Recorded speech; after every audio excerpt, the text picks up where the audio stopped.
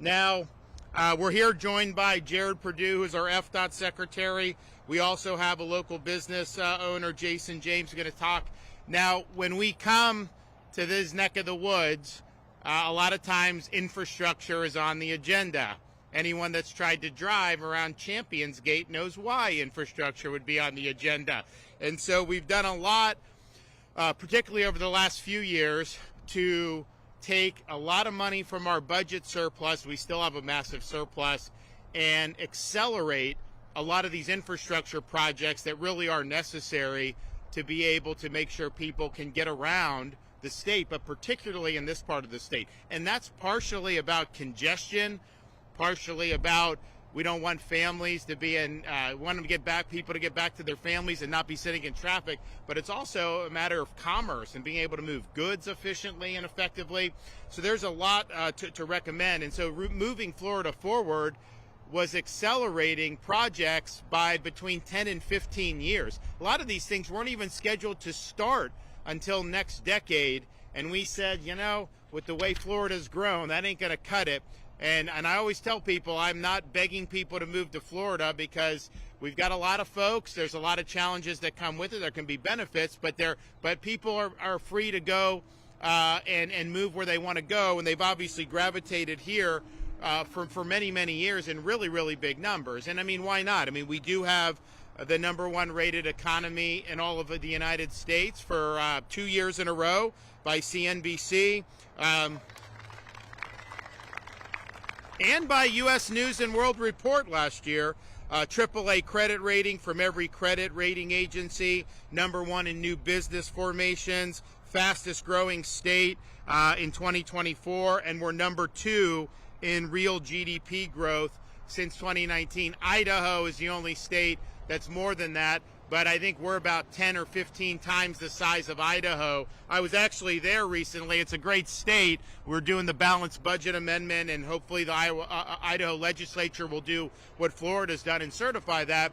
And so it was great, and they're doing a lot of good things. But when you're at 23.5 million people, having the second highest growth rate in the country, economic growth rate, that's a big deal. That's a big sign of success. And we've also had lower unemployment than the nation as a whole for 52 weeks or 52 months in a row. We're proud of that as well. Now, I think most people who are in Central Florida know we've got a lot of public roads, 12,000 miles of state highway system, and that alone, our public roads, 332.4 million daily vehicle miles traveled each and every day in the state of Florida. We have a big, it's efficient, but it's a big Department of Transportation budget, and you have to manage very many billions of dollars. I mean, we're $15-16 billion for that, and it's important. And right now there's 700 active construction projects across the state. Anywhere you look, there's something happening in the state of Florida. Now, those aren't all road projects. There's a lot of commercial projects. I mean, I was just down in the Sarasota area, Longboat Key. I attended a charity event, and that got hit by 2 hurricanes last year, and you really wouldn't know it. I mean, these people are out there, massive tourism, massive cranes, a lot of stuff happening. And that's really been true all across the country, or all across the state of Florida. Our infrastructure is typically rated in the top 5 in terms of quality of roadways. If you look at like New York, they have really bad roads. You know, they charge you exorbitant amount of tolls, and yet the roads, you get sick just being on them because they're so bouncy. In fact, they want to do congestion pricing in New York City. I know there's a big battle over that, but I mean, like, people will pay a huge amount of money every day just to go into work, and yet where does that money go? It doesn't go very far. Here in Florida, we take pride in the quality of the roads. Now, we're always looking to do better, and there's things we're looking to improve on. We also were able to do 2 years in a row, and which was big, I think, in Central Florida. We did the toll relief, 50% reduction in tolls for our commuters on a monthly basis. You know, that saved people over 2 years hundreds of dollars in a difficult priced economy with all the inflation that we've seen over the years. And so I was proud to lead that effort to help deliver the toll relief for folks. Now, the Moving Florida Forward has been really, really well received. We initially started with $4 billion out of the surplus. We've now delivered a total of $7 billion. So this is everything we were already doing, having a strong transportation budget, all that. We continue to do that. This is on top of that. So there are projects in the queue that are now being brought to fruition that likely wouldn't have broke ground until the middle of next decade. We have at least 20 major interstate and roadway projects that have been expedited through Moving Florida Forward.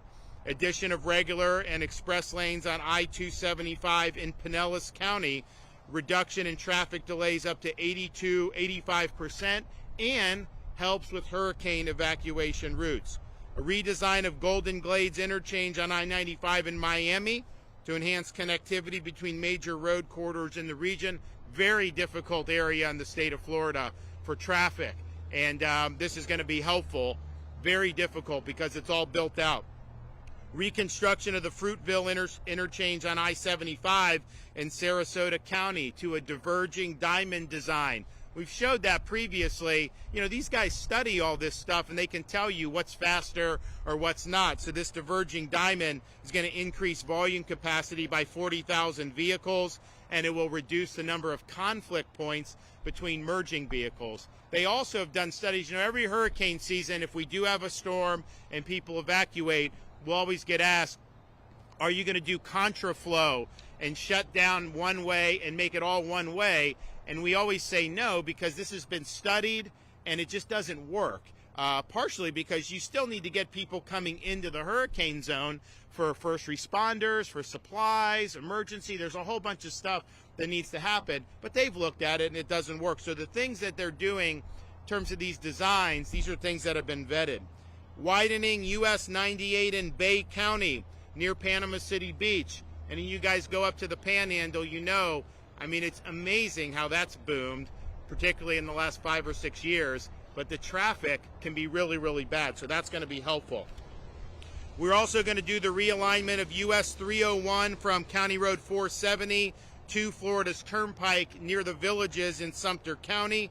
That's going to increase mobility and reduce delays by up to 94% during peak hours. And last month, I was in Ocala when I announced the addition of new auxiliary lanes to I-75, over 31 miles from State Road 44 in Wildwood to State Road 326 in Ocala.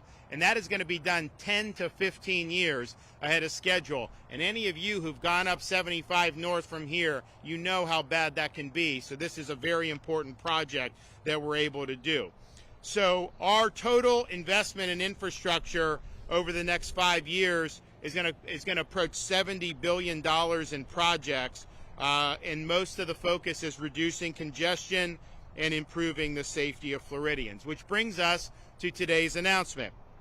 Last June, we made a promise to deliver congestion relief lanes through one of the busiest sections of I-4 by the end of this year. Not only are we delivering on our promise, but we are going to beat our own deadline. I can announce that the completion of the two new, here's the congestion relief lanes. So you look at some of those areas, World Drive all the way into Polk County, Champions Gate, Celebration area. This needs it. I mean, this is a really big deal.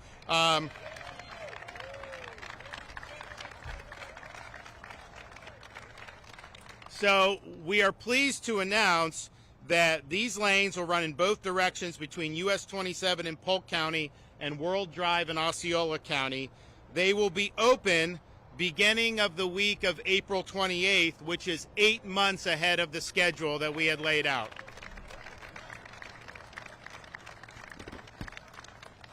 This will be a really sigh of relief, I think, for a lot of people. It doesn't solve everything because we've got a lot of Champions Gate projects and some of these others, Poinciana Parkway. That's all moving, and it's going to be delivered way earlier than had we not done Moving Florida Forward. But in the meantime, this is something that's really, really meaningful. So we're proud to deliver this 8 months ahead of schedule. The economic impact of all of Moving Florida Forward just in the I-4 region, we estimate to be over $13 billion because better mobility, easier to commute, all these things, really, really significant. And we're also excited to be able to get the project off the ground quickly and improve the connectivity in the region, as well as connectivity between the entire state. Now, we're advancing several other major segments along I-4, as I mentioned. Poinciana Connector, a critically needed new roadway that will connect I-4 and State Road 429 to the future CFX facility just south of CR 532. This work in this area will be underway. All the while, commuters will have additional congestion relief now once the final project is complete. So this is enhancing connectivity, I think doing it in a really, really meaningful way. So I want to thank everybody that's been involved in this. You know, we can just sit here and say, oh, we're going to get to it. It'll happen. It's in the hopper. And all this stuff is eventually in the hopper. But what good does it do to break ground 10 years from now? We need to be breaking ground and bringing these projects to fruition now. And that's exactly what this initiative is doing.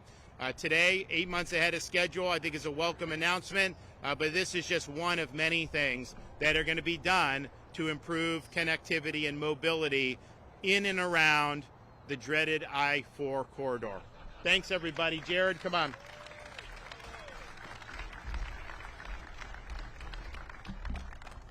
Thank you, Governor. It's great to be here this morning for this big milestone on the I-4 project. And I tell you, under Governor DeSantis' tenure, there's never been a stronger leader for transportation infrastructure. We have continued to have record funding for transportation. Right now, we're at a $15 billion annual budget. And then just 2 years ago, the governor had this bold idea. Let's take general revenue surplus and advance major congestion relief projects that won't see funding for another 15 to 20 years. That's exactly what we did. He brought $4 billion of general revenue surplus to the table, and we advanced major congestion relief projects all across this state. I-4 is a great example of that. You heard him talk about I-75 in Central Florida and so many others already having a huge impact. We rolled this initiative out 2 years ago, and we're already 70% underway just 2 years into the initiative. And it truly is remarkable and a testament to Governor DeSantis' leadership.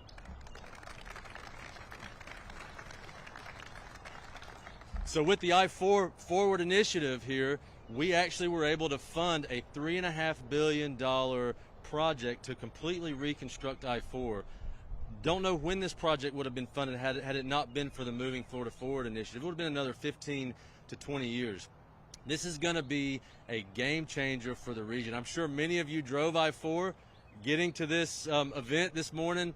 It is a parking lot all day. It cannot come fast enough. And as you know, with the governor, he's a very strong leader. He has high expectations.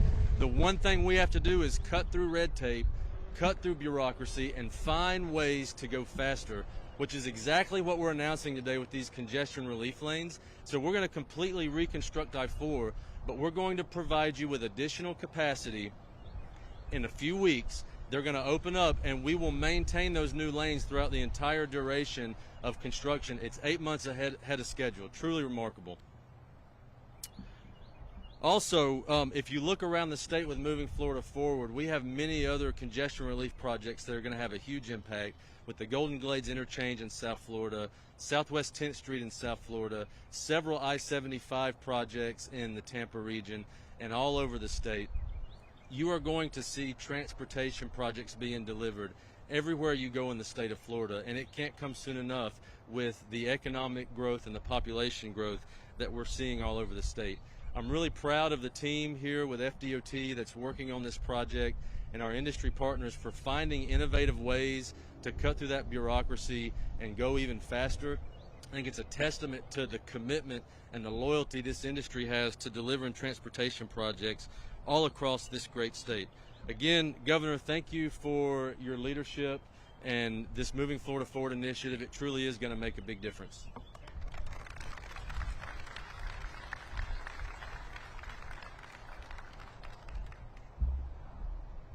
Thank you, Governor. My name is Jason James. I'm a local Floridian, born and raised here and own a business here.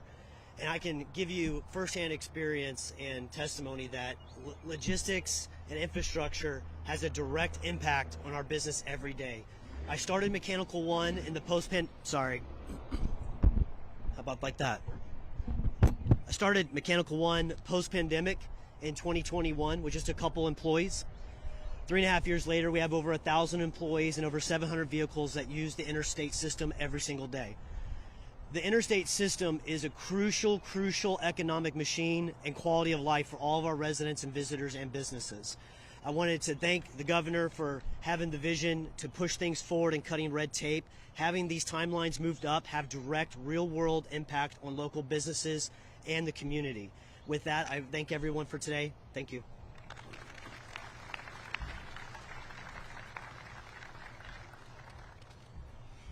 Well, we're excited about this. The best is yet to come. We're going to continue working really hard to increase mobility, reduce congestion, make sure Florida continue to lead the way. It's important for quality of life. It's also important for our continued economic vitality. And I think it's going to be even more challenged. We've got a new theme park that's going to be opening in May, Epic Universe, which is going to be a huge deal for this region and for the state of Florida. And it's been interesting. I mean, I remember when they announced it, and you kind of think about, oh man, there's going to be some economic impact. Then you actually see it come to fruition. Pretty incredible project, and I think there's going to be a lot of people that are going to be beating down the doors to want to go to Epic Universe over at Universal, which is really, really good. Now, I just want to say one thing.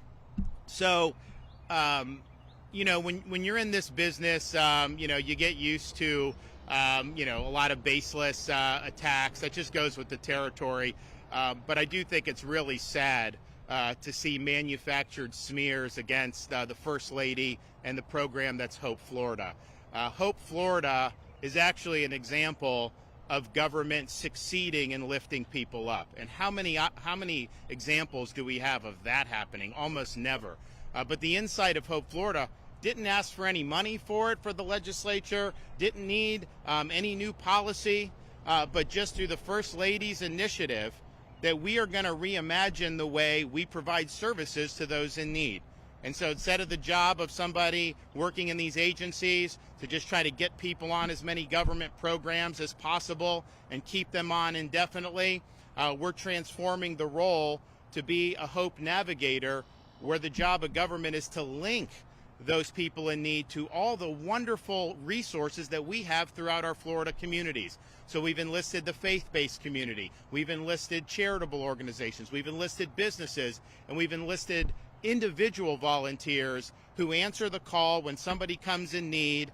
The needs go into a care portal, and all of a sudden you have a single mom that doesn't have a place to stay. It's not the bureaucracy that's going to lift her up. It's the church that comes over or the charity that comes over to do that. And what are the results since this has been implemented? We've gotten 30,000 people off welfare and saved the state of Florida $100 million. And so that's a great success story. Now, that's a success story that threatens some people. That's a success story that's going to invite attacks because people have their own political agenda. And I got to tell you, I'm used to the baseless smears from liberal media. I'm used to the baseless smears from Democrats. I've been dealing with it for over 6 years. It's par for the course. But I think now we have Republican leadership in the Florida House joining with liberal media and joining with Democrats to launch baseless smears against Hope Florida and by extension myself and the First Lady. Let me tell you something. None of these Republican leaders got elected on the platform that they were going to launch baseless attacks against the governor and First Lady. That is not why they got elected. Had they run on that, they would have lost their primaries. They would never have been elected in the first place. No, they were elected to continue our success in Florida, to build off the great achievements of the last 6 years. They were elected to cut property taxes, which they refused to do. They were elected to help alleviate and end the condo crisis, which the Florida House has refused to do. They were elected to continue our Florida First agenda. And what are they doing with their actions? Not only are they trying to sabotage that agenda, but they are stabbing the voters in the back with their behavior. Shame on you in the Florida House and your terrible behavior and leadership. Questions? Yes.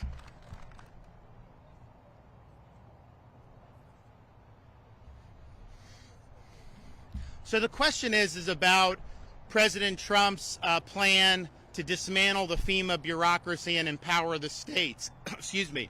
So I think the media is not honest about this because he is going to block grant the money to the states. And so we're not going to be left in the cold.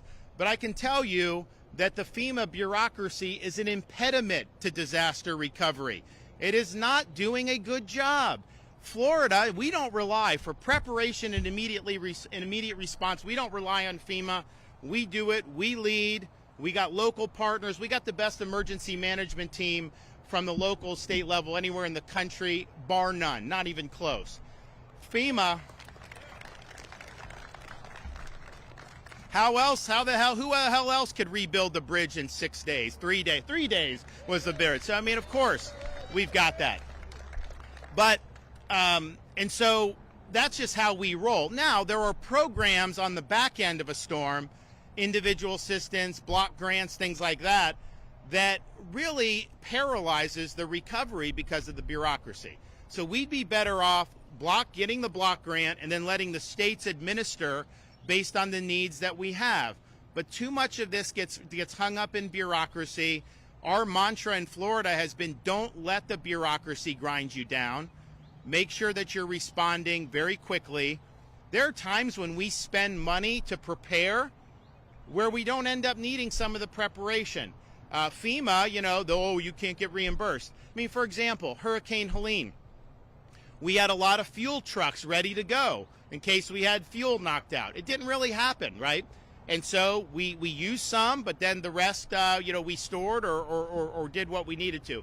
But then Milton came and we had the fuel contracts. Well, guess what? It knocked out for a time the port of Tampa and the port in Bradenton, and so that interrupted the fuel coming in.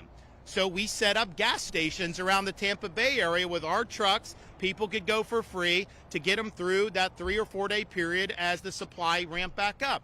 So we do these things. We're nimble, we're quick, we adjust. So empower the states.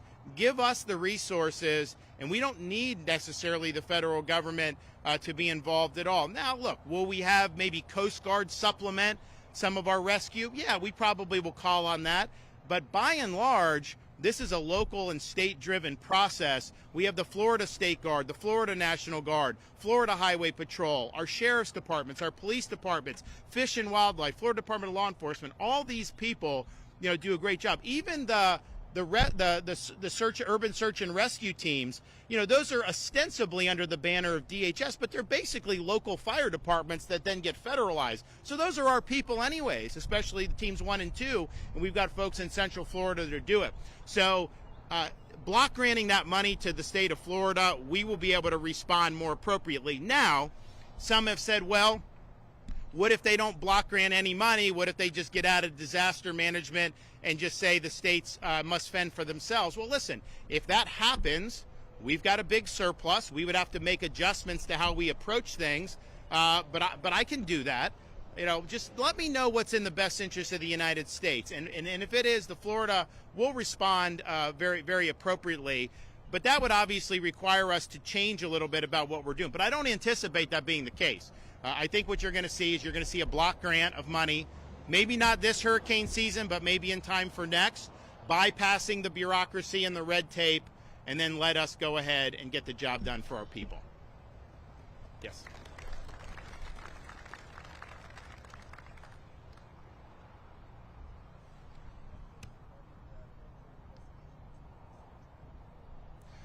So the question is there any updates regarding the grand jury investigation into State Attorney Monique Worrell?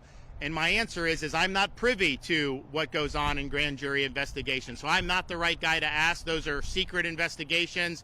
That was not an investigation that I am leading. I can call for the Florida Supreme Court to certify statewide grand juries, but that's the extent of my authority that I've exercised. Now, with respect to Monique Worrell, as you recall, I suspended her from office because she was not enforcing the laws as they are written on the book. She had her own agenda, and that was putting the people of Central Florida at risk. I think what happened was she was able to delay this and never went in front of the Florida Senate, where I think they would have found her guilty and removed her permanently.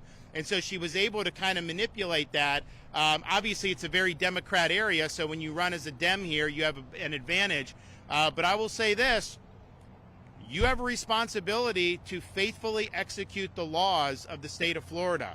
You do not have the ability to pick and choose which laws you're going to enforce. You don't have the ability or the authority to let the inmates run the asylum. So I know the Attorney General is keeping a close eye on what she's doing. That could end up on my desk if there's proof that somebody is neglecting their duties or satisfying one of the other provisions of the Florida Constitution. Then obviously I could act again. But that's separate from any type of grand jury, and those grand juries are outside my purview. So one, I have no comment on it.